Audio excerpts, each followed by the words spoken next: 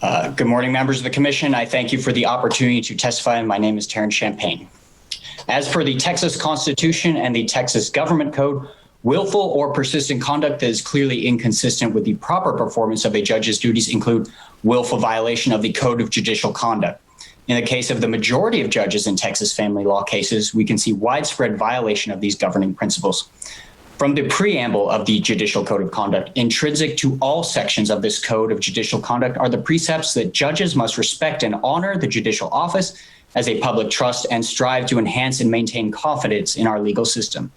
As you will hear throughout the whole day today, the collective public has an outright disdain and mistrust for the Texas family courts. Canon 2 states a judge should act at all times in a manner that promotes public confidence in the integrity and impartiality of the judiciary. Until recently, proceedings in family law courts could not be recorded by parties involved. All information was to be taken strictly from court transcripts, which can omit body language, tone of voice, etc., and portions can be stricken by the judges. These cues, which cannot be recorded, often have negative effects on those trying to seek justice. I am aware of the power of such language as I was threatened by the judge in my case. The threat is in the transcript, but her tone of voice was what made me realize if I did not agree to her demands, she would seek to crush me financially.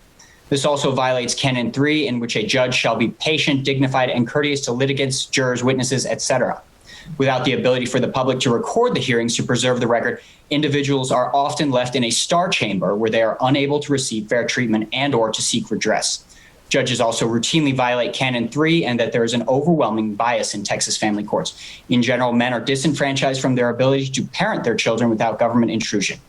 As per the Texas Attorney General's website, 90% of child support is paid by men. This is blatant gender discrimination, and there can be no reasonable explanation why this percentage is so one-sided. Judges also routinely violate due process of both men and women when they relegate one parent to guest status in a child's life. As noted in Quillen versus Walcott, a due process violation occurs when a state-required breakup of a natural family is founded solely on a best interest analysis that is not supported by the requisite proof of parental unfitness. Canon 3 states a judge shall maintain professional competence in the law.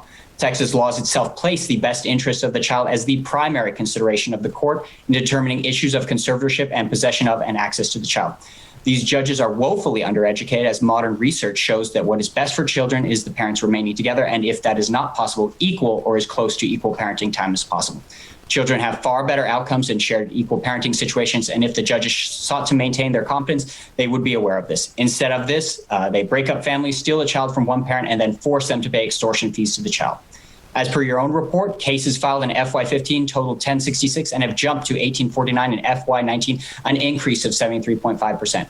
The commission has a unique opportunity to restore the public faith in the judiciary by taking a proactive approach, re-educating judges, and showing that poor behavior will not be tolerated. I urge you to do what is right and take a deeper look at the Texas family law courts. Thank you very much.